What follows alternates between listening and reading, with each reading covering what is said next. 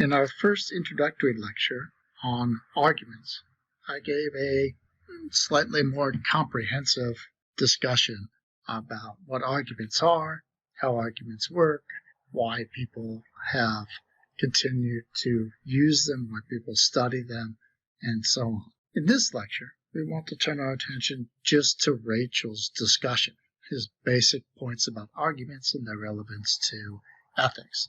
And I'll focus the lecture primarily around this quotation from his piece. Namely, he says, philosophy without argument would be a lifeless exercise. And so one of the important things we want to get out of this chapter is understanding what Rachel means by that. Why is it that he thinks that philosophy, and in particular in our case, ethics without argument, is going to be a lifeless exercise? So you might want to stop the video for a minute, think about that for yourself. Why is argument so integral to philosophy and ethics? And then you can start the video again, and you can see how I structure the discussion about this quotation.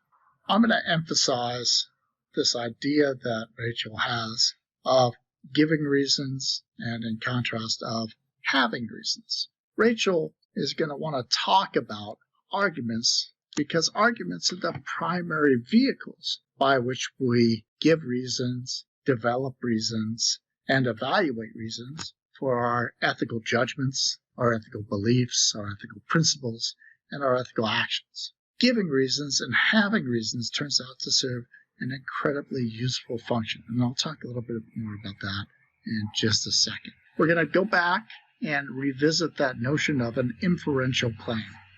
Remember that in the last lecture we talked about arguments as collections of statements that are structured in such a way that they start with a set of statements that express evidence, premises, assumptions, common agreed upon facts.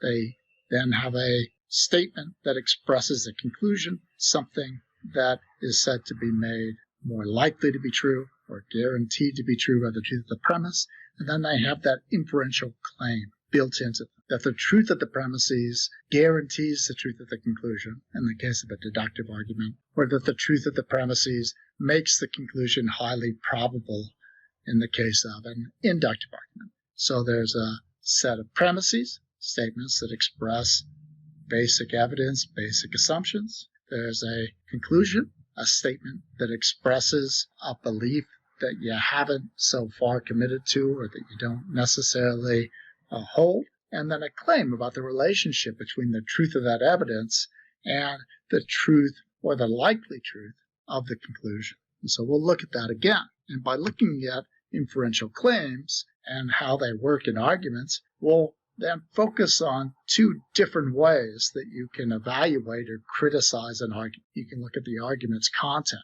Are the premises, the evidence, in fact, true? And you can look at the logical form, the underlying structure of the argument. Does the argument, in fact, make a correct or accurate or successful claim about the truth of the premises and the conclusion?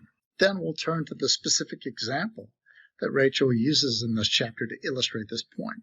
So he talks about a particular view that he calls moral skepticism. We'll talk about what moral skepticism is, and then we'll look at two arguments that Rachel introduces and then criticizes that purport to give us reasons for accepting this view of moral skepticism. So the first argument we'll look at he calls the cultural differences argument. So we'll talk about the argument, what the premises are, what the conclusion is, what the nature of the inferential claim is. Then we'll look at his criticism of that argument. And in criticizing this argument, what Rachel does is he questions whether or not the inferential claim is in fact a good inferential claim, whether the argument is in fact logically good. And so he wants to argue against the argument by arguing that it is in fact invalid, that the truth of the premises do not guarantee the truth of the conclusion. Now, in doing so, he isn't arguing that moral skepticism is false. What he is arguing is that the truth of the premises in this particular argument will not give us good reasons to accept moral skepticism as true. They don't give us reasons to accept the conclusion. It's not a good model for an inference because the truth of the premises will not guarantee the truth of the conclusion. The argument is logically deficient. Then we'll look at the second argument that Rachel introduces and ultimately criticizes that purports to support this view of moral skepticism, the provability argument. And in this case, right, what we'll see is that Rachel criticizes this argument using our other strategy. He'll question whether or not the premises are in fact true. And so he'll want to argue that this argument is unsound. It may or may not have good logical form. Right? It may or may not be the case that if the premises are true, the conclusion has to be true. But what it is missing is the other component of a good argument. That is, at least one of its premises aren't true. And if the premises aren't true, then the inferential claim that the truth of the premises will guarantee the truth of the conclusion doesn't actually get us anywhere. It doesn't make the conclusion more likely to be true because the premises, one or more, aren't true. And so when an argument is deficient in content, whether or not it's deficient in its logical form, is considered to be unsound. And so Rachel will argue that the provability argument is an unsound argument for moral skepticism. So when thinking about this quote, philosophy without argument would be a lifeless exercise. What Rachel is trying to do here is to illustrate how argument works in ethical and other debate, how it provides us with a vehicle for constructive interaction with people. And in doing so, he then wants to illustrate how arguments function in a specific case. So he talks about it generally, and he gives us a specific illustration. For Rachel's, arguments provide us with a structured, disciplined way of giving reasons and of having reasons. When we think about ethical beliefs, ethical choices, ethical principles, one of the things that we'll notice is that people's beliefs, their choices, their principles, their ethical judgments, they don't always agree with one another. Different cultures, different individuals may have conflicting views about the rightness or wrongness of a particular action, about the generality of a particular ethical principle. And because there is this conflict, we need a vehicle by which to mediate that conflict when we interact with each other. And this is particularly important in issues like ethics, because ethical properties aren't the sort of properties that we have sort of direct empirical tests for. So if I want to decide whether or not a liquid is acidic or base, I can stick a piece of litmus paper in, and depending on the color that the paper turns, I will get an answer, a fact that I can visualize. I can see this is an acidic liquid. This is a base liquid. If I want to know what the temperature of my, say, morning coffee is, I can stick a thermometer in that coffee, and that will allow me to measure, to operationalize, to get a specific fact about the nature of the world and the properties of particular objects. In ethics, we seem sometimes naively to think that we have that ability. So we may have a strong emotional reaction. So if you see someone, say, torturing animals for their own amusement, you might have a very strong negative emotional reaction to that. Lots of people will. Not everyone, I would know. But there's nothing about your seeing that action that provides you with an intersubjectively reliable way of determining that that's in fact the property of that action, that it is in fact morally abhorrent. So how do we go about figuring out what the properties of actions or choices or principles are in the ethical realm if we don't just have a mechanical way of testing for their presence or absence in particular cases?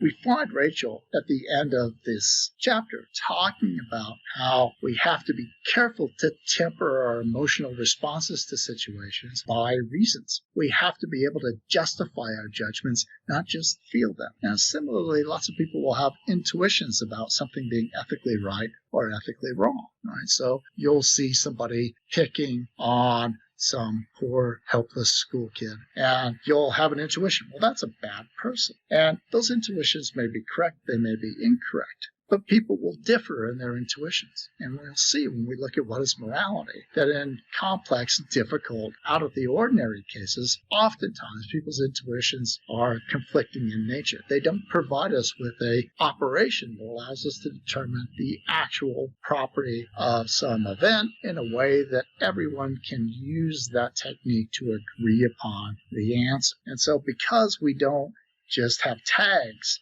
on actions and choices and beliefs that tell us they're good or they're bad ethically. We have to come up with ways of determining the presence or absence of ethical praiseworthiness or the presence or absence of ethical blameworthiness in actions, choices, and beliefs based upon giving reasons. And so by presenting arguments for our ethical beliefs or ethical choices or principles, we have this vehicle for engaging with people that we may disagree with that allows us to constructively interact with them, to get some basis for converging on agreement or coming to the truth of the matter.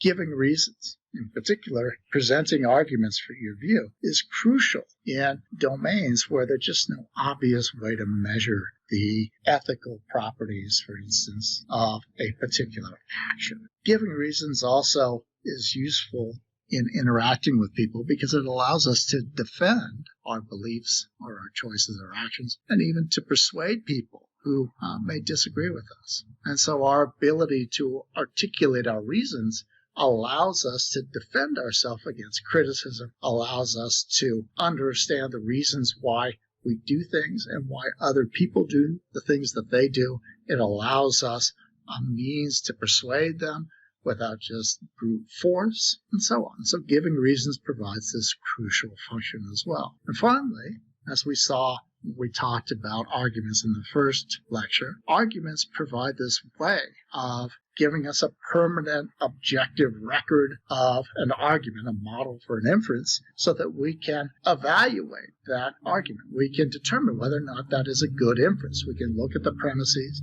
and see if they really are true, or they really are things that we agree with. We can look at the inferential claim and see if the inferential claim really is successful. If it's a deductive argument, if the premises are true, is it really the case that the conclusion has to be true? Or is it possible for the premises to be true without guaranteeing the conclusion being true? And so we're able to evaluate our ethical views and decide whether or not particular arguments give us good reasons for adopting a particular belief or course of action. Let's end our first lecture module here. In the next lecture module, we'll shift our attention from giving reasons to having reasons, and from talking about what sorts of things arguments provide to talking about how one might rebut or respond to an argument, the conclusion of which one disagrees with.